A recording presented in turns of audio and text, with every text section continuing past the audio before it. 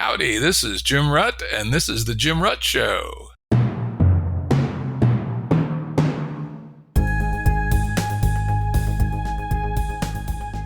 Listeners have asked us to provide pointers to some of the resources we talk about on the show. We now have links to books and articles referenced in recent podcasts that are available on our website.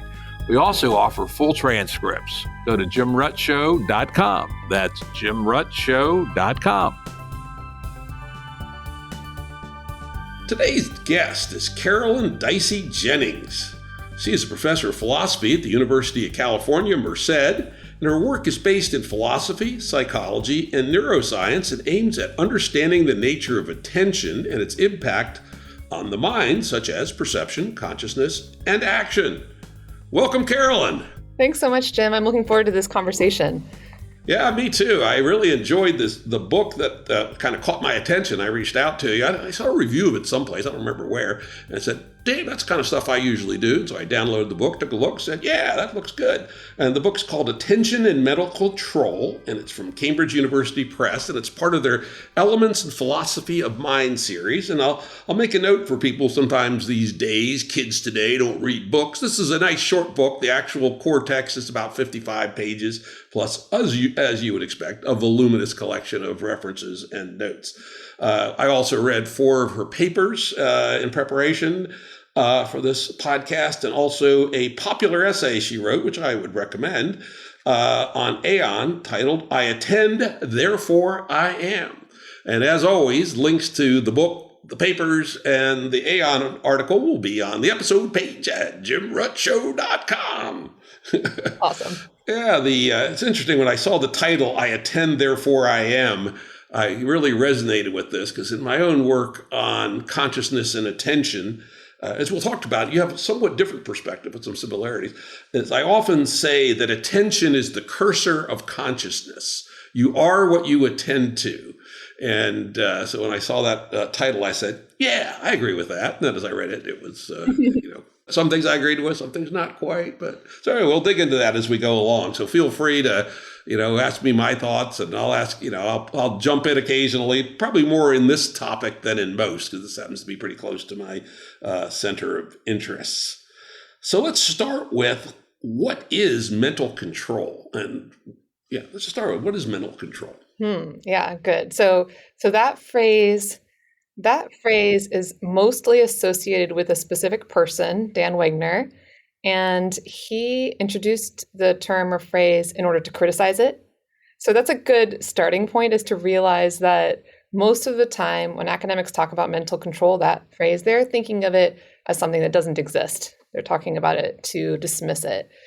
And one of the things I'm trying to do in this book is to make a case for it, to make a case for the possibility of mental control. In short, mental control is control of the mind by the mind. It's very closely associated with attention. So that's a short version. Okay, and you contrasted it with a much more talked about concept of self-control. Maybe you could make some distinctions between those two. Yeah, sure. So philosophers, I'm a philosopher. I mean, I consider myself interdisciplinary, but I trained largely in philosophy. And philosophers have talked about self-control much more than mental control. Mental control comes up almost not at all, for example, in the Stanford Encyclopedia of Philosophy, which is a reference that philosophers tend to use. It comes up just a few times in that entire resource. But self-control comes up all over the place. And self-control is control. It's still control of the mind by the mind, but it tends to be associated with inhibition. So when you're trying to inhibit specific reactions. So a very common example is like there's a tasty treat and you want it, but you don't want it, and so you try to inhibit your desire for it. So self-control is a narrower form of control because of this association with inhibition, and mental control is broader and can involve other forms of control that are not necessarily inhibitive. Yeah, the other classic example we hear a lot about in experimental psychology is the marshmallow test. Yes, that's right. Where you give the kid, put one marshmallow in front of them and say, sit here for 10 minutes or whatever it is. We'll give you 2 marshmallows, but if you eat it, that's the only one you get. And apparently it turns out to be, well, there's some controversy now about whether it's well correlated with later success in life or not. But I think that's a pretty good example of self-control. Now, a framing metaphor that you use throughout the book is a ping pong game. So Yes. why don't you introduce the ping pong game and how that relates to mental control? Okay. I don't think I'll be able to recreate all of the examples I use in the book. But around the time I was writing that, my husband turned 40 and was gifted a ping pong table by his friends. And so it was really on my mind. We were playing a lot of ping pong. But the ping pong example includes things like, if you're playing a game of ping pong with your friends, then you're doing things like tracking the ball through space. So you're watching the ball as it's coming toward you in order to respond. And that tracking can use attention. So you could be purposefully focusing on the ping pong and not, for example, on other distracting things around you. If you're playing ping pong outside, there could be birds flying by and you're paying attention to the ping pong ball and not the birds. And that selectivity that we associate with attention is a type of mental control. So you are controlling your mind, you're controlling what thing you're perceiving by your mind. So your mind, having this task of playing ping pong, is controlling what things you're perceiving, like the ping pong rather than the bird. So that would be not as traditional of an example as the marshmallow task, but that works as well as an example of mental control. It's more multidimensional, right? How does that then impact, say, the mind-body relationship, right? Because when you get, I used to be quite a serious ping pong player, and well, not Olympic type, but good neighborhood ping pong player. So I'm sure you're better than I am then. So tell me about your experiences. What do you mean with this question? When you get your head into ping pong, right? It's like any deeply learned skill. You're not exactly thinking about it, right? You're in the zone, right? It's now automatized substantially, but not totally, obviously, because you have to watch the ball. And then you also are trying to create, probably unconsciously, a model of the strategy of the other player. Are they a spinner or a smasher? And is their left or their right stronger? And so you're learning as you play, particularly if you're playing in a tournament where each player has a different kind of set of strengths and weaknesses. So how does those kinds of things relate to the concept of mental control? Yeah. Or don't they? When you get outside the mind, we no longer going to call that mental control. Yeah, so I think one of the benefits of the mental control concept, one of the ways in which it is broader than self-control, I think this example helps to illustrate that. So when you're talking about playing through skill, which it sounds like you play through skill. I'm not sure if I play through skill, but somebody who's actually good at ping pong is using skill in order to play. Your skills, you might not think of those as things that you activate consciously. It may be that the play is very fast, as you were describing, and so you don't have time. Sometimes people say this about tennis: the serve is too quick. You don't have time to process that perception consciously. So you may be thinking of it as something that is more automatic, but that's still mental. So the scope of the mental is broader than the scope of what we may think of as what is conscious, or what is explicit, or what we're aware of doing. So you can say that it's control of the mind by the mind, even if the mind that we're talking about here is something like a skill that you're not intentionally controlling. Yeah, and of course, the other everyday example is driving, especially when you're driving to work, around, you're not really even thinking about it, you're just doing it. But if some anomaly turns up, then boom, suddenly it's in your mind. You go, oh shit, what's that? Is that bus there parking, broke down? What the hell? It's been there for 3 minutes. And you have to sort of deal with an exception, which we'll talk about a little bit later on your 3 forms of there. So the next step, and this is what really hooked me in wanting to talk to you, was the relationship between attention and mental control. So let's start with, what do you mean by attention?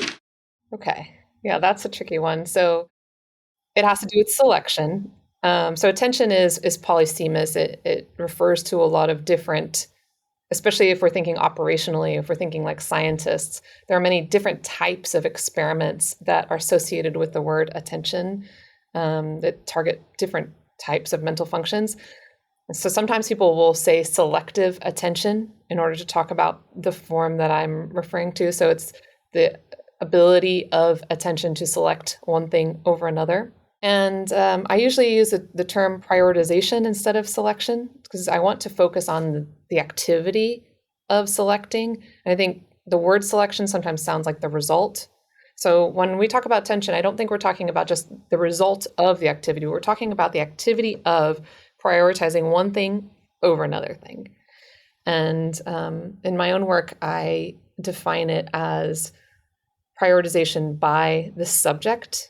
That's what's controversial about my own definition of attention. Other philosophers have said things like it's selection for action. So that's Wayne Wu. His account is close to mine. We have a lot of overlap and shared interests. But I don't think that all forms of attention are for the sake of action necessarily. I think that it's possible to attend without doing that for an action. So that's why I focus on it being by the subject. Because, I think of that as the defining feature of it. Yeah, one of the things I do have been working on is theories of attention and how they relate to theories of consciousness. And my definition of attention is just a bit different, which in my model, only one and almost always exactly one item is in attention, and it's quite fine-grained. Based on reading of the literature, lab experiments, etc., I basically say that about every 250 milliseconds, your focus of attention can change. It actually can be even faster than that with some fixed biological sidetracks that don't go through the cognitive stack. But approximately no quicker than 25 milliseconds, no longer than 250, you can switch your attention. And it's happening constantly, all the time. There's one thing in attention, and then another thing in attention. And what you describe as prioritization, I describe as a kind of a voting mechanism of the unconscious mind, which is looking at all the items that are currently in the conscious frame, say roughly the Bernard Barr's global workspace theory, and sort of ranking them on their salience from your epistemic memories to your declarative memories to your emotional states, the emotional states of the epistemic episodic memory, not epistemic, episodic memories, and they're more or less ranked in votes, but the top one is cleanly cut; it is distinct from the rest, and that this is constantly hopping around, and in some sense, the moves of that cursor of attention is who you are. When you're thinking, you're going from one word in internal dialogue space to another as the locus of attention. When you're trying to learn something, you're watching the movements of the hand of the expert as they disassemble the lawnmower engine. You're trying to build yourself a model. And the other item that comes up from for a bit of the experimental psychology is not entirely, but to a very substantial degree, you can only learn things that are in this locus of attention. So the mechanism for learning is closely related to the single-threaded, kind of fast-moving part of attention. And so that's the Ruddian view. And interestingly, it combines two of the things that you talk about. And we'll move on to that next, which is you talk about voluntary attention and automatic attention. Well, I have some things that you might want to think about for your view. And they could be questions or comments, so you can take them as you like. But one is on this question of whether the voting mechanism is, if we should think of that as only unconscious with like a strict cutoff that you were describing. So this like idea of like a salience, you've got the salience, sometimes people talk about it as like priority maps or salience maps. That fits with a lot of the literature. But the question or comment is, how do you think of that as interacting with tasks or voluntary attention? And the reason I'm asking is that this is an example I use often. If somebody asks you like, oh, can you smell that dill? And you can't smell it yet, so it's not conscious for you yet, it's still unconscious for you. You could make an effort to smell it, And the way I think of that is that you're voluntarily attending to something that's currently not conscious for you. It's in the unconscious. So one way of framing that, a natural way of framing that would be that you are prioritizing something that's currently unconscious for you. So then you would think of like your voluntary attention as interacting with that same salience map. I don't think that makes as much sense on a picture where that is entirely unconscious and then just feeds forward. So how do you think of that as working? Well, I consider the voluntary part actually manipulating the elements, right? Though it is an interesting question. What happens if the element is unconscious? Like, for instance, the smell of it. That's a good one. I have to think about that. Okay. But like if someone tells me to, look over there at what the dog is doing. The dog is sort of vaguely in my map, but my wife's really into our dog, right? So look what Riley's doing, and then I go, okay, yeah. In which case, that's a classic example of mental control voluntarily changing my locus of attention. But it's a good question. What happens if the motivation is towards something that's not currently in the global workspace? I have to think about that a little bit. And then another kind of one that I'm curious about, another aspect of your view, which is that this idea of there being one item in attention and then having the fast switching. I think that might be able to handle work by people like, so Liz Spelke's dissertation work was on the capacity to have a split attention. That was really controversial in the 70s and 80s, whether you could split attention or not.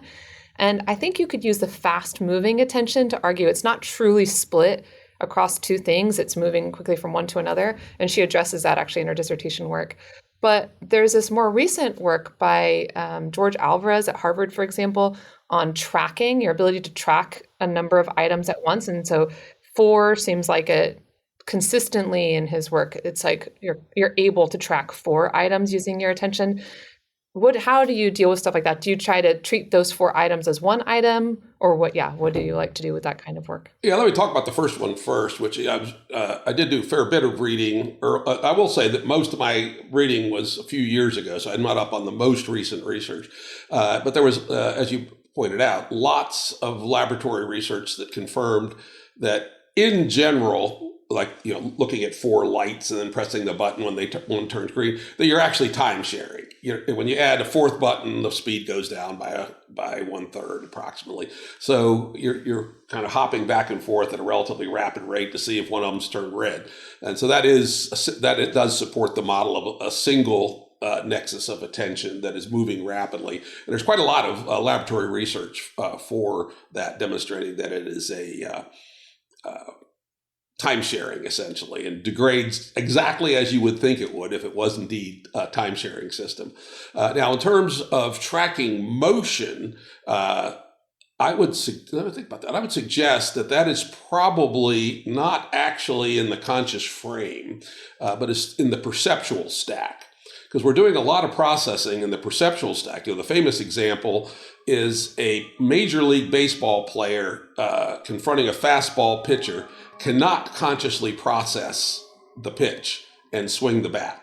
It turns out that there is a more primitive cutoff in the visual stack that can send a signal. To get to consciousness takes a minimum of 80 milliseconds approximately to go through the whole visual stack. But there's a cutoff much earlier. That's the same one that if someone throws a ball at your face, that you immediately react before you even knew you've reacted. And so I'd suggest that, say, tracking 4 moving objects is closer to that kind of perceptual processing than it is the conscious processing. Yeah, so I'd say that they're in your conscious frame, but I would suggest probably are being processed in the perceptual stack, not in the conscious stack, until, for whatever reason, you select one of them for attention. Yeah. That's an interesting hypothesis. I also haven't read that work for a while. One of the reasons I noticed the 4 number is because, of course, there's this idea that there's a limit, that there are different numbers. Working memory limits, et cetera. Exactly. And so that would indicate that it is a conscious level limit, but that would be an interesting thing to look into. And then the other thing I wanted to bring up is this idea of learning. You mentioned that you have this idea that you don't learn things that are not in this focus of attention. And of course, that too has a long history of support, that there's obviously a close connection between attention and learning. But I was curious what you thought about work by people like Takeo Watanabe on perceptual learning, if you're familiar with this. So in Watanabe's work, he and his lab and collaborators have demonstrated the possibility of task irrelevant perceptual learning. This happens when you have like a background. So you're doing a task and there's a background that's relevant to that task. And they found that there are changes to your sensitivities, your perceptual sensitivities, which is a form of learning, arguably, even when that could distract you from the main task. So even when they tell you don't do that, even when it could distract you from the task, your brain still seems like it picks up on regularities in the background and adapts to them, making you better at being responsive to those regularities for future tasks. And I was wondering what you thought about stuff like that. That's an interesting example. I would put that in when I talk about learning, I'm talking about sort of the classical learning modalities that we More like semantic learning, yeah, or procedural learning, or conditional learning, et cetera. Skinnerian conditioning, operant conditioning. So again, I would come back and say, because we also know there is another kind of learning, which is perceptual learning, which is basic, again, happening in the visual stack before you get to consciousness, and all kinds of interesting things. The more we study it, the more we understand that a non-trivial amount of our learning is actually happening in the perceptual stack, including probably things like it's interacting with our object store as well. But is that a mouse or is that a gray piece of fuzz on the rug? Some of that is up higher in the temporal lobe, and some of it is in the upper levels of the visual stack. So I'd suggest that, interesting question. I have to go out and read the research on this. That the thing you just described would no reason it could not be learned perceptually, but not through the classic laboratory type learning experiments, which I suspect are a quite different mechanism. Yeah, there's some really interesting work there. But one of the things that I found the most interesting from all those papers is on how you get a peak of perceptual learning when it seems like it's out of the range of attention, but still in the range of consciousness. But what I mean by that is out of the range of suppressive attention. So there's, you have these different thresholds, but when it's above the conscious threshold, but below the recognition threshold, like you're able to like notice it, that's where you get the peak of this learning. So it seems like it's like you're not, because you haven't noticed it, you're not able to suppress it, even though it's task irrelevant, but you're still aware enough of it that it's changing your cortex. Anyhow, so that's some kind of interesting, promising work from. That's interesting. I wonder, I would contrast that with the famous basketball and Gorilla Man experiment, right? Where you're counting number of times the ball goes back and forth, and a guy in a gorilla suit walks right through the middle of it. You don't notice it at all. That's right. Yeah. Does it leave some trace on your cortex? Probably. Again, I always try to remind people, all of our theorizing is the map, not the territory. And the territory is always more complicated than the map. And so when we say exactly one thing in attention, it's not exactly one. It's sort of one, right? And we talk about when you're that all the classical learning modalities are closely associated with attention. It's probably not 100% true, but it's generally true. And it's very easy for theorists to mistake the map for the territory. And and of course, that's also an easy way to say, well, it's an exception. Yeah, no, it's so tricky, though, to figure out when are we talking about this sort of, exception to the rule, and when are we talking about something that really should be considered a violation of the rule? like we should change the rule. It's so tricky to tell. Yeah, it's the classic scientific question. When basically go back to Kuhn, when the anomalies start to build up on the current paradigm, at some point you go, well, they're just exceptions around the edges. But at some point you have to say, wait a minute, the paradigm's got to be wrong. Time for a new paradigm. Yeah, absolutely. Yeah. Okay, sorry, that was a little bit of a detour, but I was just curious. No, it was good. I enjoyed it a lot. So I'm going to do another detour, which gets sprinkled through your book here and there, but I thought it would be useful to do up front because I just found it so interesting. Was your framework for understanding attention and agency around fixed, formed, and fluid interests. Yeah. I've seen other things vaguely like, I've never saw it quite done that way, and I really liked it. Oh, I'm so glad. I'll tell you a little bit about why that was important to me to work out. my notion of attention as directed by a subject depends on an understanding of what the subject could be. And my explanation of what the subject is has to do with interests. I see the subject as the collection of all of our interests. And so, as might be obvious, I need to have an understanding of what an interest could be in order to make sense of a subject. So my understanding of attention depends on the subject, and my understanding of subject depends on interests. So I've played around with what exactly an interest is. And in considering that, I've noted that attention can be driven by pretty wide range of things. It can be driven by things you were describing as like in the perceptual stack. I don't use that language, but I think I understand what you're talking about. And that could be things like whether something's red versus blue, that we are more responsive to red things than blue things. That seems like a very low level response. And by low level, I just mean more biological, like something that's innate or we're born with, I mean. So we have things like that, but then we also have things that direct attention like philosophy. So if I'm at a bookstore, I'm going to be more likely to be interested in the philosophy books than the history books, just because I'm more interested in philosophy. So that doesn't seem like that was something I was born with, right? So there's a wide range of things that can influence attention. And so I knew that interests would have to be able to cover that wide range. And what I found is that when people have talked about interests, they've sometimes talked about them as just preferences, these very weak things that come and go. That would be closer to like this fluid interest idea. It's something that comes and goes. It depends on you to keep it alive. But they also talk about them as biological interests, things that have to do with our species and survival, things that make a difference to evolution and survival. There are not very many people who have tried to link those two together in a kind of continuity. And so that's one of the things that was important to me, is to try to make sense of how we could have that wide range of things directing attention. And so to make sense of that, I formulated 3 types. And like you said before, it's messy. Things don't necessarily fit in perfectly to these 3 types, but there's at least 3 kinds of things that can direct attention. And fixed things would be those things that you're born with, the biological things that are difficult for us to change.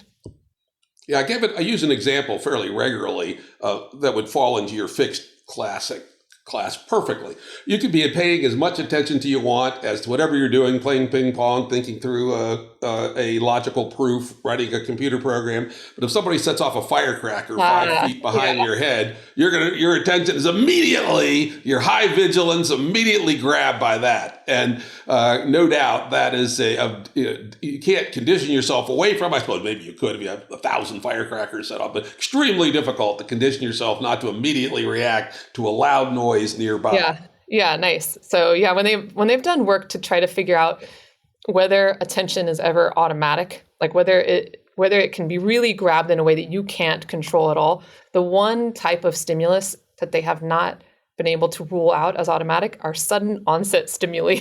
Things that like rush onto your visual space. The ball thrown at your face. Yeah, they're very reliably capture attention. That's right. Yeah. So and may well be preconsciously even. I'd argue that some of that could be preconscious. Especially in the visuals thing, where there is this more primitive early circuit that comes through the thalamus before it goes through all of the whole visual stack, and then can trigger a reaction. So, Runnian hypothesis is that a lot of that's due to the angle. How big of an angle of your vision does it subtend, right? So if it's big and far away, it's not going to subtend much. If it's tiny and close, it's a gnat near your nose, that doesn't fire this up. But if it's a wedge like that, irrespective of the distance, and it's moving rapidly, then it fires that circuit. Yeah, no, that makes sense. I do. Even though in laboratory settings, that is what they find, that sudden onset stimuli reliably capture attention, I think there are conditions in which it seems that does not happen. And one condition is weapon presentation. So they have these really interesting studies of both police officers and military personnel. When they are presented with a weapon, they have pretty reliable changes to their experience things like tunnel vision, noise dampening, temporal changes that at least when I've talked to people who have had these kinds of experiences, things that would normally capture attention do not. Things like being stabbed don't capture their attention. They're really like they're focused on something else, and they're focused very much on something else. So it might be surprising, like how could that ever happen? But even sometimes when people are playing video games, they get so locked in. You could be doing something right in front of their face, and they're still like completely locked in. So I think the laboratory just might not be interesting enough. Yeah, try the firecracker test, right? Yeah, I don't know. The firecracker is loud as well as sudden onset. So, but yeah, that would be a good question. Is in a situation like I described, like a high stress weapon presentation situation, in that situation, can you capture their attention with a firecracker, or do they sometimes exclude it? Yeah, I can imagine it. This is where this idea of subconscious voting, unconscious voting is going on, that the current vote is just so strong about the current situation that nothing can outvote it, even the firecracker. So the strength. Yeah, is that really subconscious? I mean, it's task related at least. So conscious, unconscious, maybe that's not as helpful of a division there, but minimally it's related to their current task. It's not just their general set. They're not going around the world doing that. It's like this moment demands it. This is in your fluid range, I would argue. Yeah, right. Yeah. And that, I've been in a few confrontations. I grew up in a rough neighborhood. I've had guns pulled on me. I pulled a knife at least on somebody. I never pulled a gun. Wow, that's a story that I didn't expect to hear, but I'm excited. One of my brothers was a Marine and then a career law enforcement officer. And we talked. My father was a cop and a Marine. So okay. I've been in that context a lot. And, that it absolutely is critical if you are a police officer or a soldier that you're able to get, particularly a police officer, because it's more upfront and personal there. Shooting from somebody from 300 yards away is very different, but getting into a sudden affray with not knowing, a whole bunch of things, you have to be able to lock into that hyper state. It is a specific state, probably partially innate. Some people have the ability, some people don't, but it's also trained, right? That's why they train cops in for a couple of 2-3 months before they let them out on the street and simulate combat quite a lot. Well, which one is trained though? Is it trained that you're able to get a tunnel vision and lock in, or is it trained that you keep the broader perspective? Like which one do you think of as more, as better for that person? Because I could see both. Yeah, I would say they're both important, right? Because you need to be able to lock in. Control, the control is important. Being able to do either, I could see. Yeah, and like let's say, for instance, suppose you're in a confrontation on the street, and one of the bystanders is screaming, right? As they do, your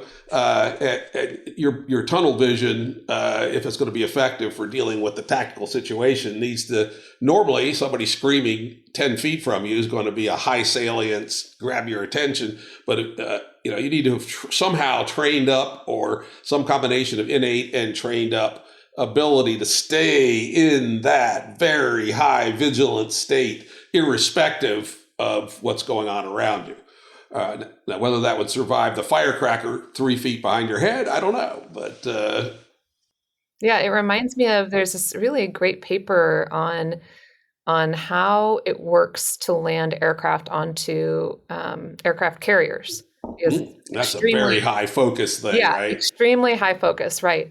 And one of the things that these two authors described it. So they actually stayed on, these researchers went to an aircraft carrier and stayed on it for months to observe and to try to figure out when it goes wrong and when it goes right.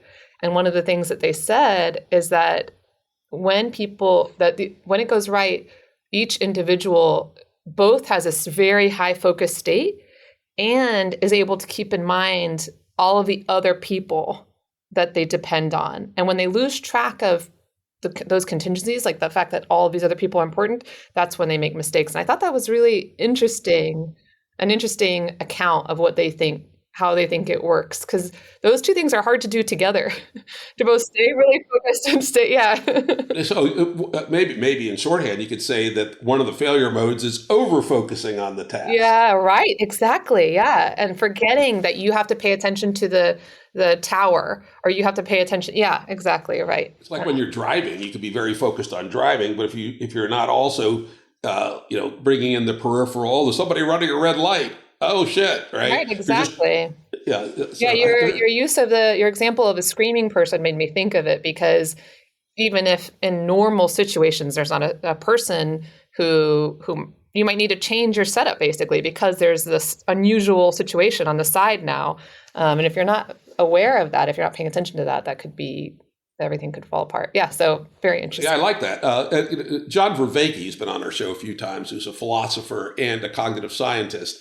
He talks about as essentially the core capacity of cognition is relevance realization in real time. What is your relevant set of things, right? In this case, and then tuning that relevance realization is in some sense relatively close to what wisdom is thought to be, right? So if you are a wise fighter pilot, if you can maintain the correct tension between the central task and the other people, that like you have to watch the guy with the flag, right? And you have to make sure that some idiot hasn't driven the fuel truck out right into your path, right? Because there are cases of people bringing a plane down and going right into a fuel tank. I don't think on a carrier. I think those guys are well enough trained, but it happens at civilian airports from time to time because they're so focused. I was a student pilot as well. So if you landing a plane, especially when you're a rookie, it's like an all-consuming task. And they do warn you, get out of the task from time to time and make sure you haven't missed something bigger in the picture, like a truck right in the middle of the roadway. You might miss it, right? Wow, unbelievable. That's amazing. Yes. Yeah, so the relevance realization, what is the right set of attentional and near attentional focuses to deal with a particular task? Okay, so that lines us up well for the third type of interest. So I feel like we've done a decent job with fixed and fluid. Those are kind of obvious. We often talk about top-down, bottom-up, these dichotomies. But many people have challenged the top-down, bottom-up dichotomy in recent years. And one of those challenges is that there seems like there's a lateral influence, and that's really what the formed interests are. So we don't just have some things that are given to us by biology and some things that are mere preferences or fluid. We also have some things that are over our lifetime, over our personal history, we've developed as an interest. It's not completely fluid. It's not completely fixed. It's in this in-between space. And an example I often give is my interest in dresses. And the reason I give that is because it's not universal. I wasn't born with it, but I did grow up in Texas in the 80s and 90s as a woman. And, if you grow up in the Midwest, arguably it's like your experience is going to push you in that direction. So did you have big hair though? So I guess that was. I wanted big hair. I did not have big hair. You always want the hair you don't have. But yeah, I remember just loving these pictures of corkscrew curls that were so big in the 80s, right? I wanted that, but I didn't have it.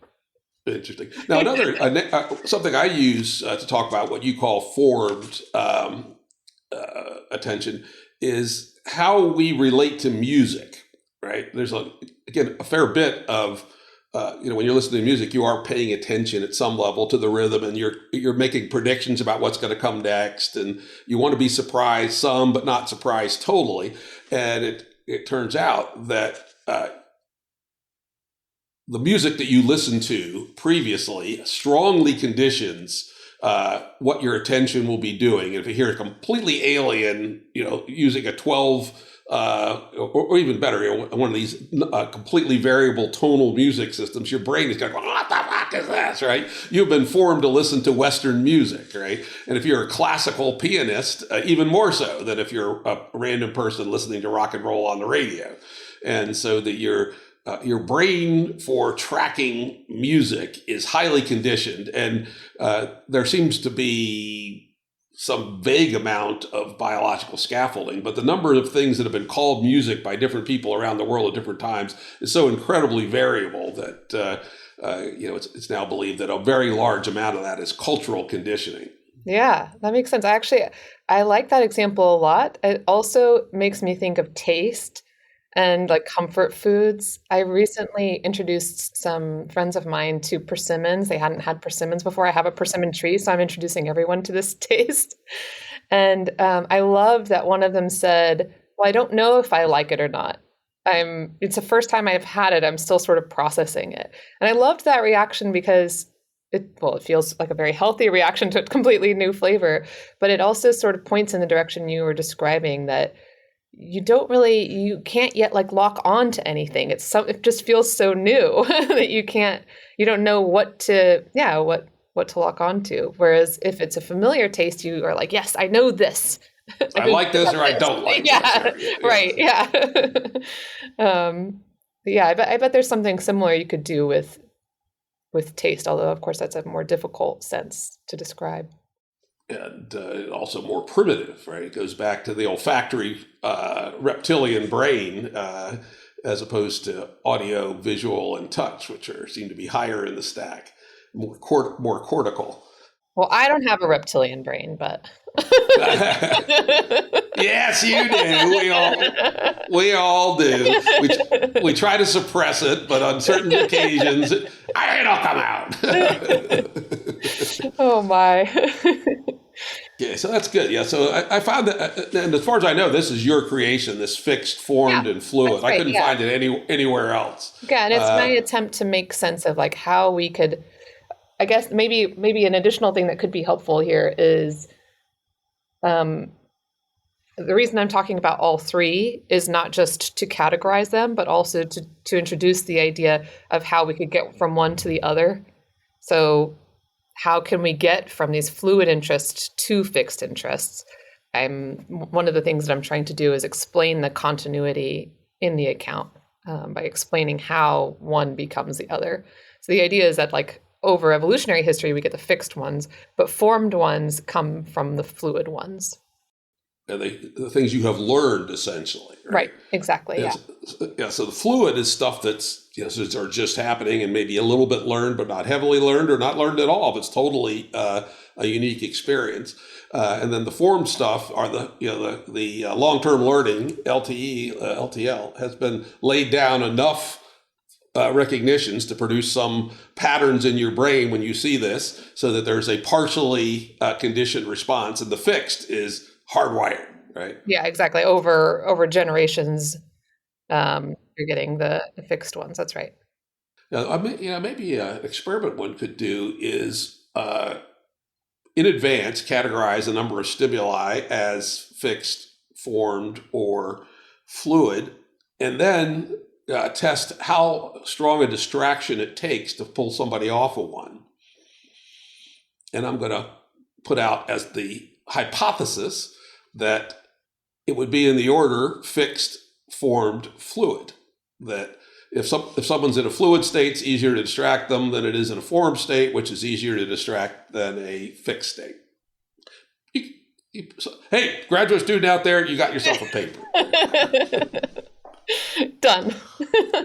No need to quote me. I'm old and retired. I don't give a shit. I don't give a shit anymore, right? All right, well, let's move on to a more applied section, which I found quite interesting, which is your thinking about. I thought that was very interesting. Meditation, mind wandering, all those kind of things. Whether meditation is or is not controlling the mind, et cetera. So tell us about what you think about how both meditation and mind wandering kind of fit into your model. Okay, yeah, good question. So one of the reasons I chose those two applications is because they're typically thought of as at either end of this extreme with mental control. That is, meditation is normally thought of as being total mental control, that you have like this total control of your mind by your mind. And then mind wandering is you have no control of your mind. It's just doing its own thing. And it's like a failure of mental control. And so this section is talking about that, but then also talking about challenges to that. those ideas, both the idea that meditation can sometimes occur without control, so it sometimes might not be a form of mental control, and the idea that mind wandering could sometimes be an expression of mental control. The conclusion that I come to at the end of that section is that it's not clear whether or not meditation can occur in the absence of control, but it is clear that mind wandering can be an expression of control. So the mind wandering challenge is one that I accept, whereas the meditation, I'm a little bit more circumspect. The forms of meditation that people think of as being outside of control are like open awareness meditation. So there are many types of meditation, but a very common pair that are discussed are focused meditation, like if you're sitting and paying attention to your own breath, that would be focused meditation. Open awareness would be you're trying not to focus on anything in particular. You're trying to be open to the things that are happening around you. Sometimes people talk about mindfulness in similar ways. You're being in the present moment, letting things come up, and then not grabbing onto them and letting them pass away. And in descriptions of that, sometimes people say that they're able to do that without attention, without control of any kind, that the whole point of it is to not control. But it's unclear if that really is a case of no control or whether it's like a zoomed out control, basically. What you're doing is you're trying to control the experience as a whole rather than control any particular aspect within the experience. So to me, the jury's out on that one, whether it's truly like no control at all or whether it's like zoomed out or minimal control or something like that. On the mind wandering one, there's just this conflicting evidence about when we mind wander more. And people mind wander more when they're bored, when they're doing a very easy task. That seems like that's evidence that they're doing it on purpose because they're bored. But they also mind wander more when they, I believe if they have drunk more alcohol, is the case of that. Hopefully I got that one right. But anyhow, there are all these situations in which people mind wander more when they have less control overall. So that evidence is conflicting. And so I talk about that in the section and about how, it just seems like mind wandering has both settings. Sometimes our minds wander because as a kind of failure, but sometimes they wander because that's the way that our control system works, is to kind of come in and out of, I like to think of it through waves, that control is not a constant state. It's a kind of up and down state. And that's just the way that it works biologically. So the fact that sometimes things are able to grab our attention is the normal way that attention works. Yeah, I would put a slightly different frame on that. Yeah, okay, let's hear your frame. As I'm hearing this is to say, okay, this is interesting. Because I just dabbled a little bit in meditation, not much, just enough to find out what it was. But mostly the breathing, try to keep the thoughts out of your head. Okay, shit. the focus. And then I did the other a little bit, so-called tantric meditation, at least the person I heard it from, where you're trying to just take it all in, right? And particularly the second. So let's focus on the second one, the tantric open meditation.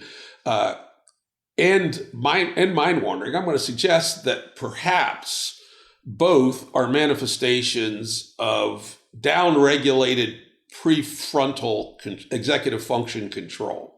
And the control is still happening, but it's happening through this unconscious voting mechanism, right? Your thoughts are not random. In fact, some of the best work I've ever done has been while mind wandering, right? And so somehow there's an unconscious guidance for the trajectory of the things that you're pondering. And something similar happens in this open meditation kind of thing. And the two come together for me in something I do regularly, not so much this year, but up till this year. I'm a deer hunter, right? And a deer hunter goes out in the morning when it's still dark, stumbles through the woods, goes to their deer stand, climbs 16 feet in the air, sits up there and tries to be as quiet as possible. Absolutely nothing to do for hours. And at one level, your perceptual system is still processing sound and vision. But to your point about boredom, very quickly, your mind just goes off into all kinds of things, but they're not chaotic, right? There is a sense of some sort to them. And I'd say that when you're in the best of those states, your executive function isn't mind control per se isn't going on, but this unconscious thing to thing to thing is happening in some ordered fashion. It's not, it's not chaotic, it's not crazy. It sort of makes sense in context. And that kind of thing is similar both to open-ended meditation and to classic mind wandering, at least so I have found. Yeah, that makes sense. There's actually a philosopher, Zach Irving, who has the way he describes mind wandering is that it's unguided attention. And so if you think of guidance as as you were putting it, like prefrontal cortex or executive, then you could see mind wandering as he still thinks of it as attention. It's just it's not being directed.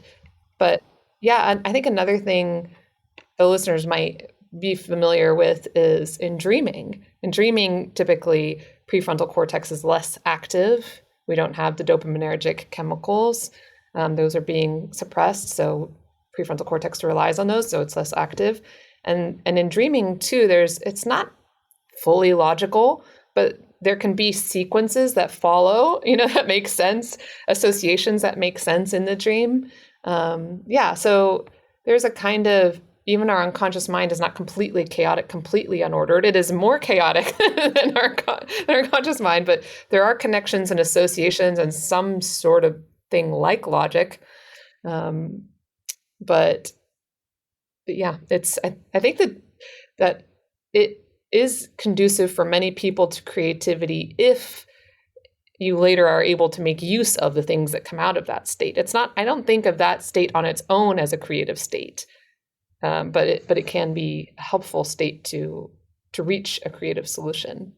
Yeah, particularly if you're in an early stage, right? Yeah, right. When you're just, okay, what the hell is this thing I'm trying to think about? Yeah. Later, then later, again, this relevance realization, keeping things in tension.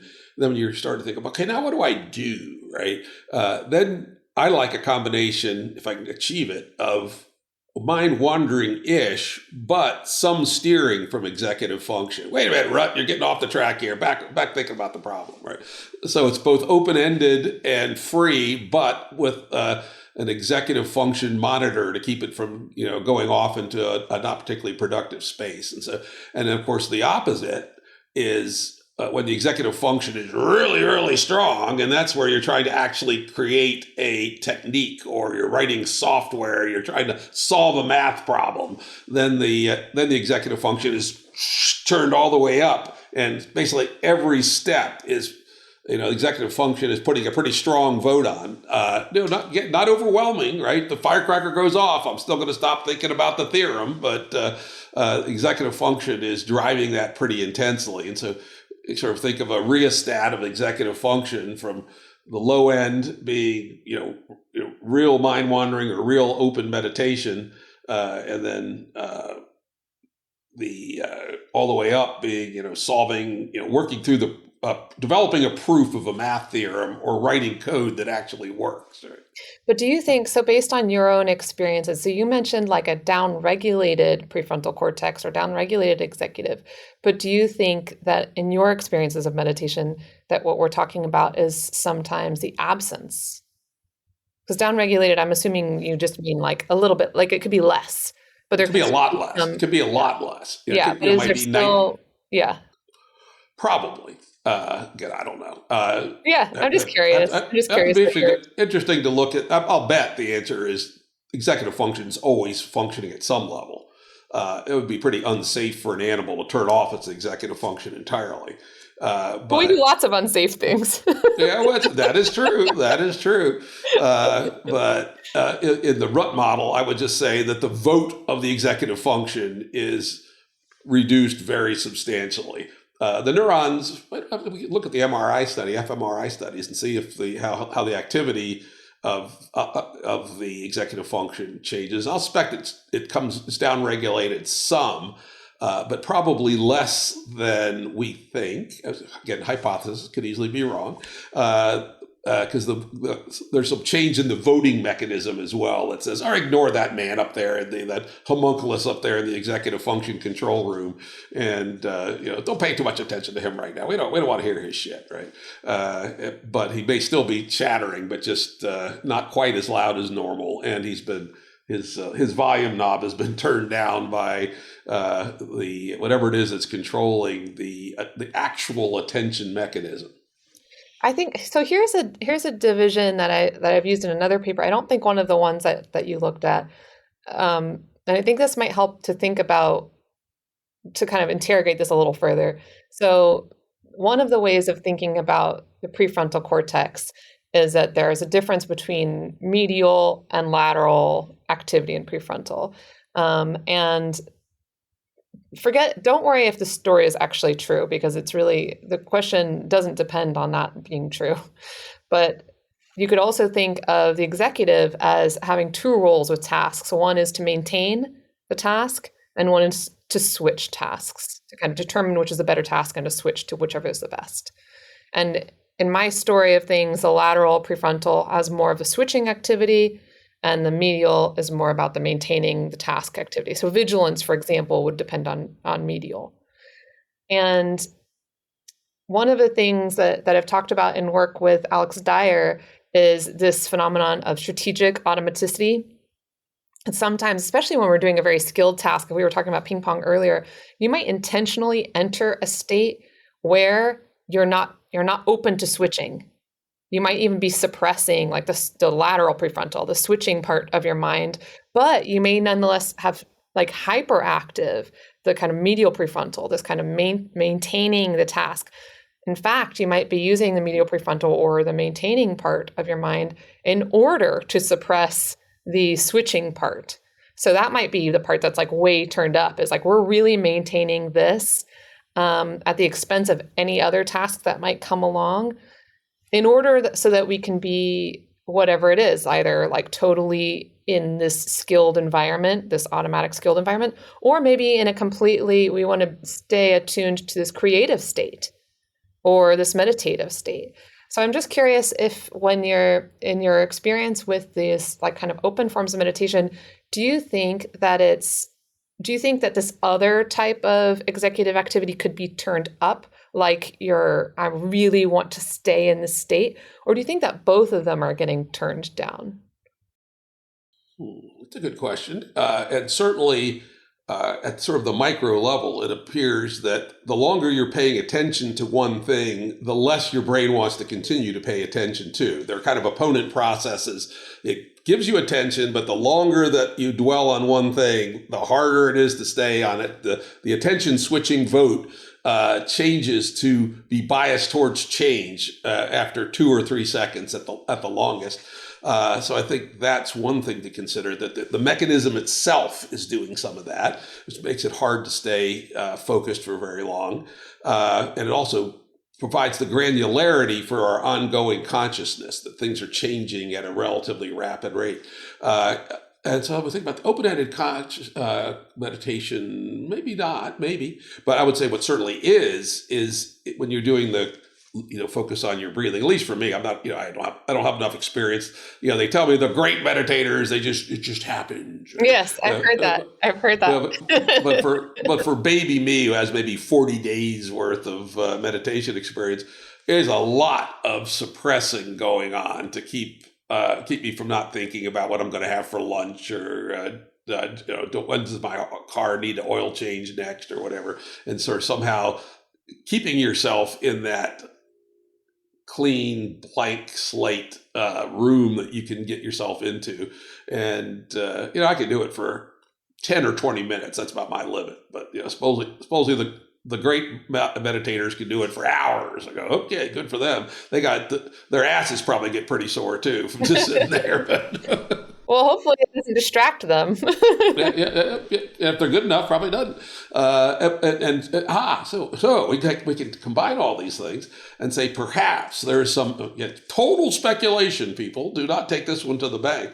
Is that as you meditate more, this suppressive side, the medial was the suppressive, right? Actually gets learned in the same way ping pong or tennis gets learned, so that it becomes automatized, and whatever the circuits are that do that suppression no longer require much executive function if you can get yourself into the state. In the same way, you don't need philosophers who have tried to push that idea of automatic.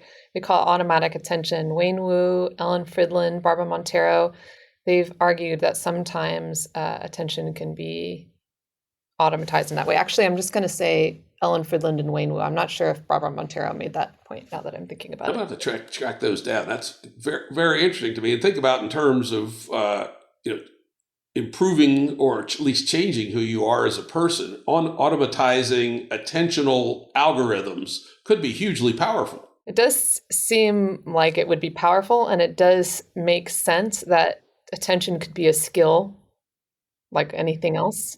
Like the example you gave of the life, which I love, I'm going to be pondering this one, is the fighter pilot landing on the carrier, who also has to pay it, super focused on getting that plane down, but also has to have the right amount of attention on all the other things that are going around. I love that example too. And I'm not sure if I agree. I'm just sitting with it because it's such an interesting way of framing it. Yeah. It really is. I'm going to ponder that one a bit too. All right, let's move on to the next topic you talked about in your book, which is, to some sense, a disorder of attention, which is ADHD, which is getting a lot of press and certainly a lot of Facebook ads these days. Do you have ADHD? What kind of ADHD do you have? Right? And maybe it's just my style. It must say, oh, he's got ADHD. There is a there is some kind of correspondence with ways of being online and ADHD. So they have been able, using Twitter activity, to predict whether someone has ADHD just through their patterns of using Twitter. So it may be that they're able to identify. The algorithm has said, right? Yeah, that's right.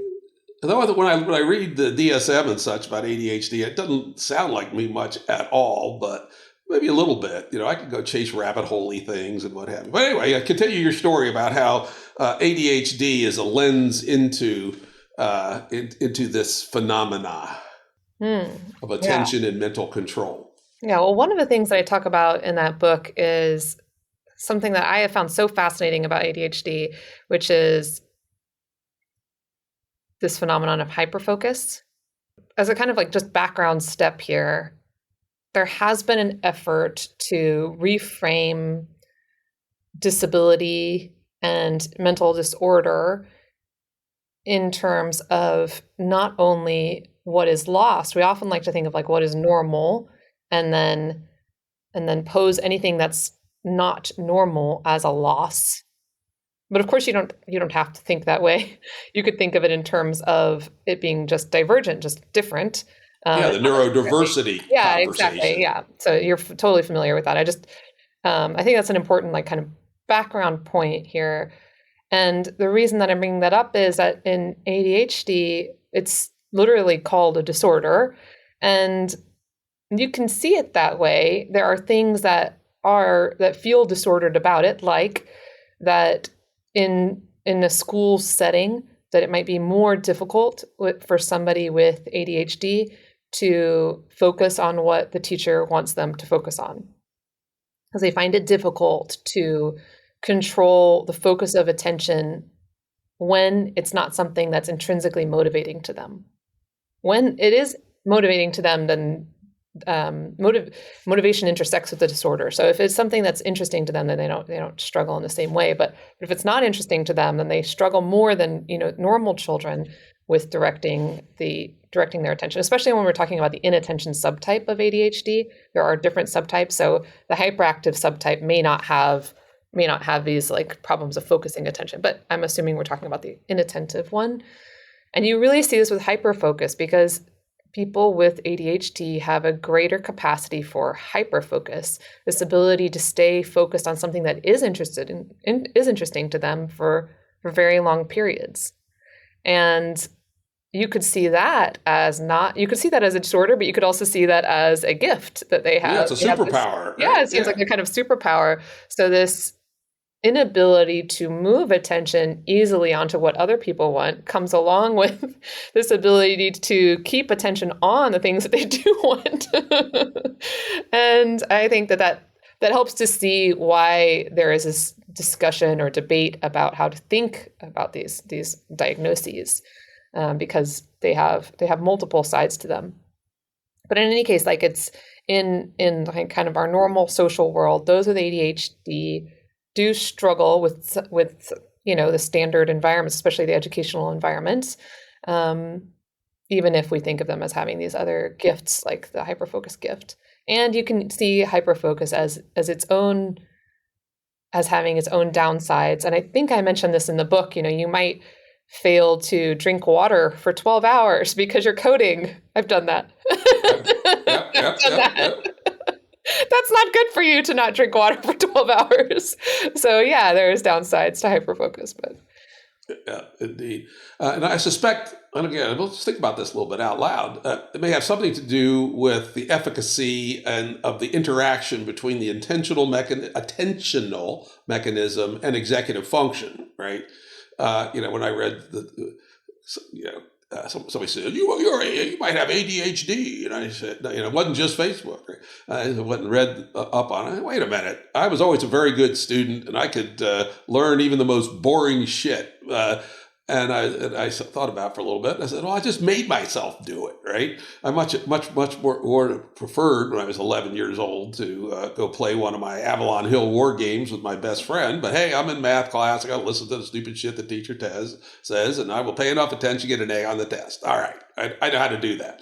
And so it struck me that, at least for the classic attention deficit side of ADHD, that may be a failure failure is not the right word, but the executive function isn't as powerful as it might be for other people in making their attention do what they want it to do. Yeah, exactly. Yeah. And the inattention subtype, the control of the focus of attention is what's difficult when they are not intrinsically motivated. Yeah. Yeah. So like moving that around. And it's heterogeneous. There are different subtypes, and people can be on a spectrum with the different aspects of the disorder. And it's worth saying that you may not be able to self-diagnose. It's something that you might require like clinical expertise to tell whether you are or not, on the spectrum. And it may not be useful to you anyhow. If you're perfectly functional in your everyday life, it might not be something that matters. Like you might not need to. I'm not just saying you, Jim. I'm saying people listening who are wondering about themselves. You don't necessarily need to know how other people categorize you, how the government categorizes you, how healthcare categorizes you. Sometimes it's not helpful. That was my reaction. My life has unfolded really well. Mostly, of course, we always have our bounces in the world. So. Whatever my tunings are, I like them, right? I don't want to sit there and decompose them. I think they're just right. Yeah, but yeah, if you're concerned about it, I think it makes sense to seek medical care, of course. But just the fact that there is some kind of diagnosis doesn't mean you have to know whether or not it applies to you. But anyhow, this issue of the disorder, one of the things that they've found is that for a good percentage of people who are diagnosed with the inattentive subtype, that they have a genetic commonality with respect to dopamine. And for a while, they were focusing on dopamine transmission genes. I can't remember the exact gene or exactly what it does, but anyhow, it has to do with your ability to process dopamine. And like we said, executive function, prefrontal function depends heavily on dopamine. Your ability to switch from one task or another depends on dopamine. Your ability to stay on one task or another depends on dopamine. And so if you have irregular dopamine transmission, then that can affect that. In both of these directions, both for you can have increased hyperfocus can be explained through this, as well as difficulty switching can be explained through this. So there is also a biological explanation. That doesn't mean that everyone with everyone with a diagnosis of ADHD has the exact same, genes or the same genetic difference. It's just that there is a large subset of people with, especially that subtype, that they've found that to be true of. Yeah, of course, one thing we know about dopamine, it's also close, the dopamine breadcrumb is closely related to goal attainment and staying on path to your goal. Because, if your brain is operating properly, each step towards your goal should give you a little dab of dopamine to keep you going.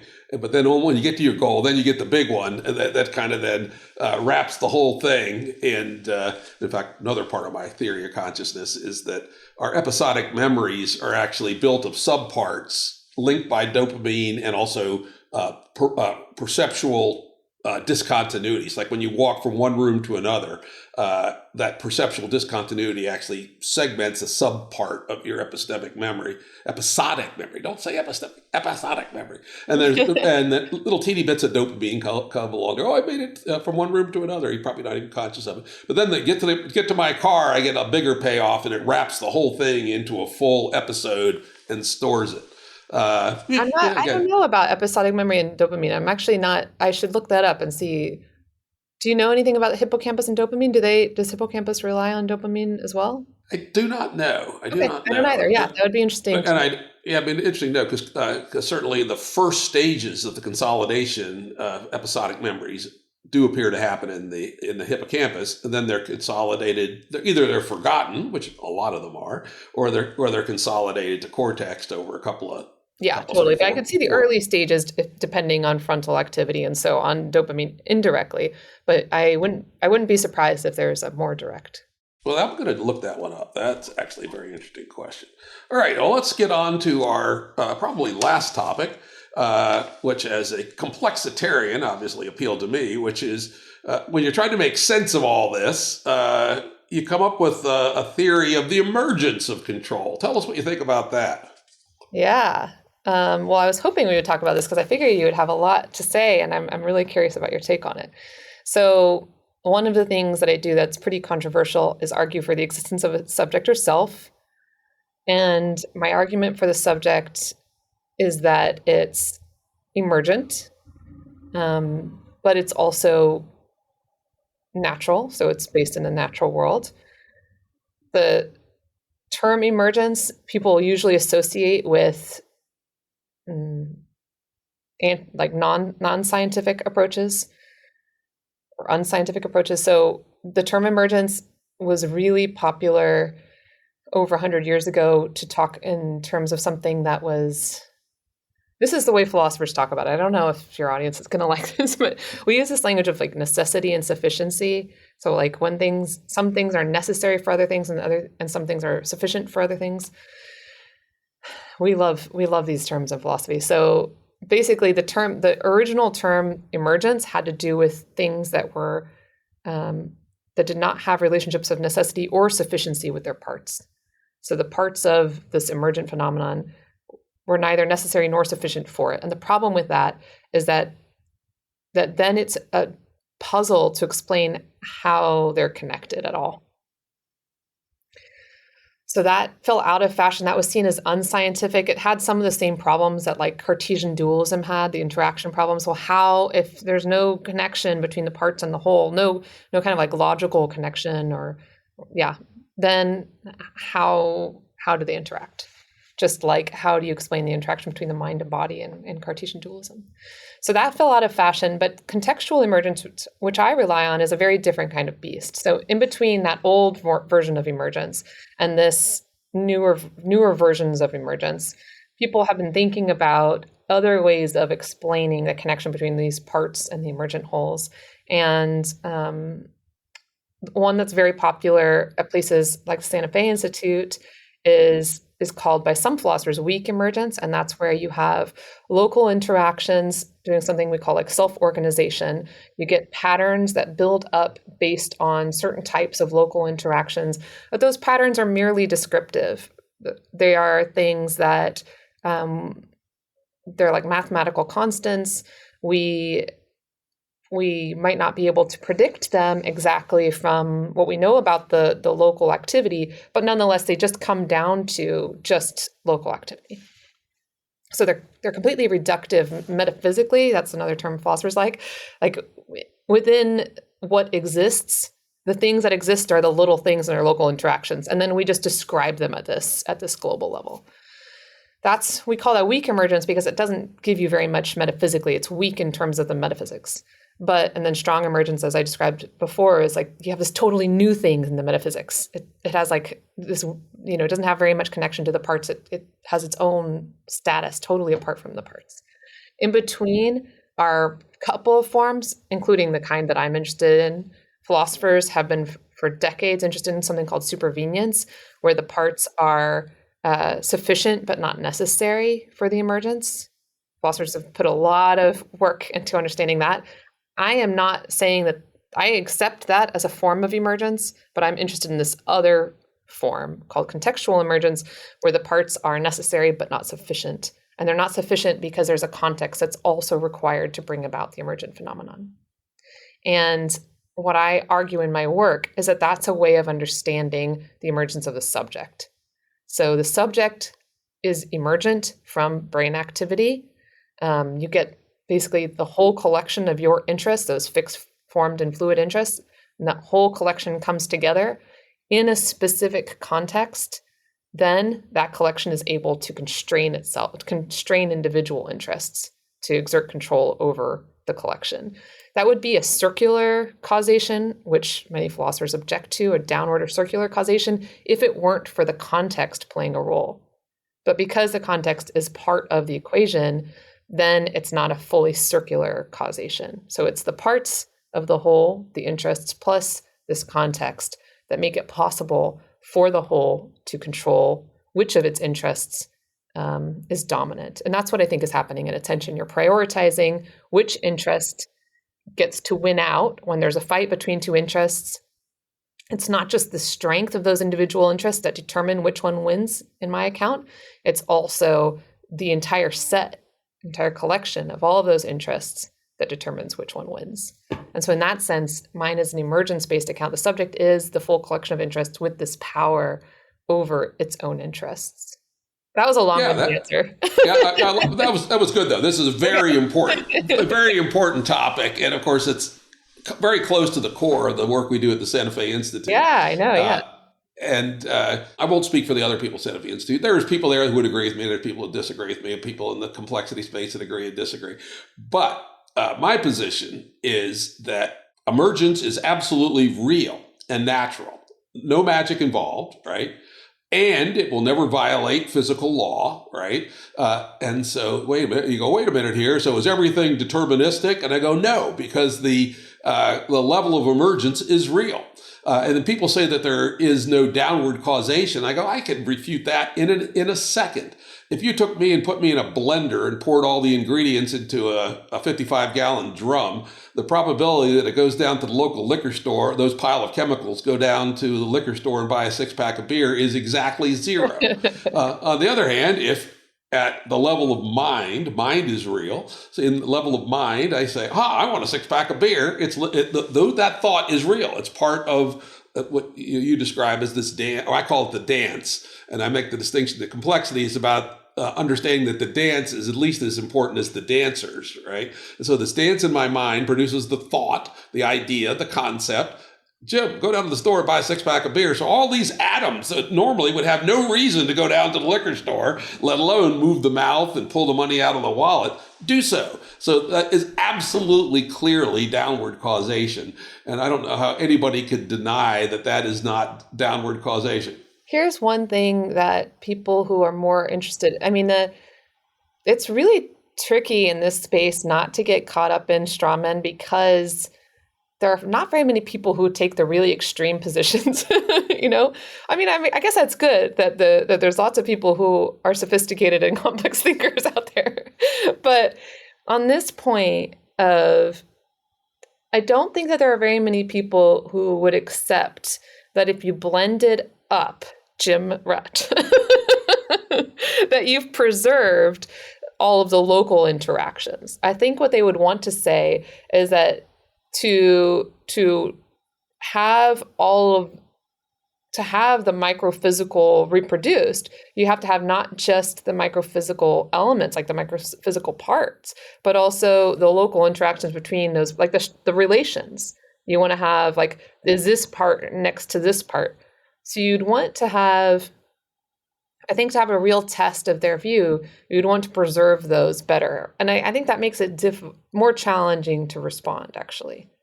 Yeah, let me Okay. go on to that. So of course it's correct, right? Yeah. And again, my hypothesis about what distinguishes emergence is that there's a tremendous amount of reality in the pattern, in the dance, right? In the dynamics, right? Somebody. I stole this from somebody. I wish I could remember who I stole it from, but it's so good. A simple tool to distinguish the complicated from the complex is, like, say, a car engine is complicated, but it's not complex. A biological cell is complex. Is something that's complicated, you can take apart, put it back together again, and it will still work. A complex thing, in most cases, you can't take it apart, put it back together again, and have it still work the same way. And why is that? Because so much of the reality is in the dynamics. It's not in the fixed, right? So that's your objection to, okay, the blended gym isn't really gym because it doesn't have all these loops and, loops within loops within loops. I mean, there's all kinds of cyclical things going on in the cells. Then the cells are cyclical with each other in the systems. The respiration is a series of cycles, homeostatic cycles that autopoetically, I don't quite like autopoiesis, but homeostasically self-maintain and self-regulate themselves. All those things are the results of 13.5 billion years of emergences, starting with the emergence of atoms from the fog, and the long period where stars were the big emergent thing, and then somehow life got started 3.5 or 4 billion years ago, and it has its own stack of emergences, and so my take is just really quite naive, which is all those emergences happened and they're real, and the result is that to the degree you've preserved all that stack of emergencies, so the gym can think about going down and getting a six-pack, then that does produce downward causation on the atoms. And the atoms do not break the law of physics when they go to the store, 7-Eleven, and buy a six-pack of beer. Every single motion is still constrained by the law of physics, but it is driven by this higher level emergent concept. And it's interesting that is so hard for so many people to get their heads around. Yeah. Well, I think a lot of people just, they have this kind of methodological commitment to analyticity. Like they hope for a future in which we will be able to explain these things mechanistically through the parts. They want to be able to break it down to parts. And if what you're saying is that that's not the case necessarily, that won't be possible, I think that's just like really frustrating to that mindset. I call it naive Newtonianism. Remember Laplace, right? Who said, give me the motion and the positions of all the atoms in the universe and I can predict all of history. Right? Right. Yeah. Well, it turns out he's probably wrong for all kinds of crazy reasons. But even if he were right, as it turns out, we've been able to demonstrate that the computational load would be so ridiculous that even if you turned the whole universe into a computer, you still couldn't, predict just the atoms in my body, right? The inherent, kind of the layman's terms of complexity is so high in our real universe that almost nothing can actually be analytically derived from top to bottom. They try to explain why a squirrel runs around the ground, picks up an acorn from quantum physics. Rots a ruck there, dude. I don't care how much computation you have. You will never be able to move up through all those stacks of causation and emergence to figure out why and how the squirrel went and jumped off the tree and went and picked up an acorn. Can I ask you a question? Because a lot of your examples are living ones. You use the cell. And I agree with you. I am also really captivated by the living examples. We don't know exactly how. We have autopoiesis as an explanation. We have different explanations. We don't know exactly how the cell boundary comes about. So that's still open territory in terms of, is it emergence or is it not? And I also agree with you that I'm more interested in emergence explanations for those things. But I'm curious if you also, some people, some physicists, for example, have wanted to use the language of emergence for non-living examples and lots of thermodynamic examples, for example. Are you also interested in, yeah, tell me more about like, oh, absolutely. yeah. There's all kinds of examples of emergent results where the dynamics are what's actually in play. One of the strongest ones, and think about the long arc of history, is stars, right? If you took a bunch of hydrogen gas and saw it floating around in space, the idea that it would turn into this very crazy dynamic thing called a star, which evolves through a lifespan and changes its fuel, there's no way you'd be able to predict that. So the classic example that the actual result was not predictable. What the hell's going on here? It says I can't see my own video. I don't know why, but that's all right. Let me try turning my camera on and off. Sometimes that works. No, I'm locked. Can you see my video? I can, but you're frozen. All right, don't worry about it. You're gesticulating. Yeah, I see. That's pretty. It's like yeah. So a star is a classic example of a physical, non-biological emergence. So is a river, actually, right? A river has been the result of all kinds of changes that have occurred that are, you can mathematically describe, though not with sufficient precision to actually say what the river's going to do next. And you end up with this river from water landing on the land, and it comes trickling down, and then it gets concentrated over time. It erodes its riverbed, etc. And then there are the more classic examples that you read about in the books on emergence of, the physical systems. You put some oil in a pan. I forget what the name of it is. It produces these hexagonal patterns. Yeah, those are emergences. Bernal cells. Yeah, exactly. Bernard cells. Yeah. A hurricane is an emergence, right? It has coherence. It has a shape.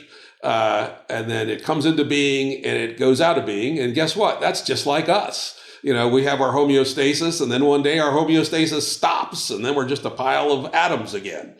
Okay, but all of those examples use the language of predictability, and predictability could still, in the framework I was introducing earlier, you could still see that as an epistemic or weak form of emergence. That yes, we can't predict it. Our knowledge systems or access to it, something like that, might be limited, but you might still think that ultimately, in what exists, all that we really need to explain what exists here are the parts of the hurricane and the local interactions between those parts. We don't need anything more. There's no additional hurricane. This doesn't sound like a question, but I do intend this as a question. Is there anything more to the hurricane in your view? A new causal power at the level of the hurricane that goes beyond the causal power of the parts and their local interactions? Oh, sure. For instance, a hurricane is why does it have a wall and a eye, right? There's a whole series of very complex fluid dynamics that have to do with how stuff comes out of the warm water and rises and produces this emergent shape of whirling winds around a calm hole, and a wall is produced around the wall, which has what would be unpredictable from the local interactions of the molecules of the air. It is a thing itself. But is it just like a pretty thing? Is it just like something we see? It's very real. When the wall of the eye of a hurricane hits your condo in Miami, you'll know it's real. Yeah, I think I struggle with that a little bit in some of those cases, and seeing the argument for there being an additional thing. In the biological case, I see it more strongly, but yeah, that's interesting. Yeah, I maybe I've just been looking at this stuff for so long. I would recommend you take a look at Harold Morowitz's book called Emergence. He lays out, I think it's 28 levels of emergence from the Big Bang. Gosh. Yeah, nice. And they're nested, or they're not nested everywhere, but if you get his view of things, then you can see the continuity from the emergence of atoms from the primordial fog all the way up to, let's say financial derivatives, right? They are a very far out emergent effect but are kept together by a system called the market, which is in some kind of dynamic, metastable quasi-equilibrium, et cetera. Is the And they're all idea is the idea that you're providing, or that he's providing, that emergence itself can be stronger or weaker, and emergence itself in its early stages was weaker? He actually doesn't talk about weakness or strength. He just says that's a really interesting idea. Like maybe living systems are a stronger form of emergence, but that might be only a degree difference from these weaker forms that you see in like thermodynamic systems. I hadn't heard that before, so I was just curious. Yeah, he basically talks about pruning rules, that there are that what happens at emergence is a bunch of things are ruled out. The fog of energy before it turns into matter has more degrees of freedom, and once it turns into matter, and again, think of the atoms in your cell. They can no longer kind of diffuse out into the water. They're stuck inside this membrane, and now they're stuck in these biochemical loops, and so they're constrained. And so he makes a pretty good case that each level of emergence is the result of pruning rules, which are discovered, quote unquote, as the universe is unfolded. And that's why it's kind of unpredictable, and why the classic way we talk about emergences is you can't predict them because you don't know about what pruning rules are out there until you stumble upon them. But it's not the case that just having more degrees of freedom is more emergent, right? No, less degrees of freedom is emergent. Yeah, emergence means that you've reduced the degrees of freedom in the system. Yeah, so the atoms in your cell can wander much less freely than the atoms if they were just in the water without a membrane around them. Mm-hmm, mm-hmm. Yeah, it's kind of like in between. It's kind of both more constrained and more free. All right, so let's wrap up. Okay. With your philosophical epilogue. What were you pointing to with that? The neuroscientific story is, I'm very interested in that, but it's a challenging part of the story. I think if the emergence discussion was difficult, I think this one for many people is just like one step too far. But the basic story is the thing that I think some of your listeners might find intriguing is that we can understand brain dynamics not simply through neural firing, but through wave activity. And there have been some very interesting attempts to do that in the last 15 years. People like Earl Miller, Byuhi, people that see wave dynamics as explanatory in ways that go beyond what just neural activity can explain. So that's what I'm interested in. And so my account of some of this way of discussing attention and the subject has been sort of abstract, but this is applying it to like neuroscientific research. Yeah, of course, that's a very hot area. It has been for 20 years or so. I was trying to pull up the book here, which was the first book I read on this topic. There's too many books now, and too many of them are bullshit self-help books. But anyway, this is an area of high interest of mine, and that the nature of these waves, right? For instance, and one of the leading theories, at least was, again, it's been 3 or 4 years since I've updated my knowledge, is that there's waves at all different speeds, right? There's the gamma waves, there's theta waves, beta waves, etc. And not only are they mathematical multiples of each other, so they can be nested, as we talked about, but they also are use phase locking. So, a phase of a wave is a peak and a trough, and the way that they're some waves will interact at a 90-degree phase lock, etc. So this highly complex set of wave dynamics is something that a lot of people are thinking is going to be very, very important to actually figure out. What the hell is it? How does mind actually emerge from brains? Yeah, so I've used that example of like the phase amplitude coupling as one of the ways to think about how is it that an emergent subject could control its parts. And the idea there is that that local activity corresponds with these faster waves of smaller amplitude, and then more global brain activity corresponds with the slower waves of higher amplitude. And that relationship between amplitude and power is an observed phenomenon in the brain. We have these like scale-free observations that sometimes people call it like 1/f activity, that like the amplitude is related in an inverse way to the frequency.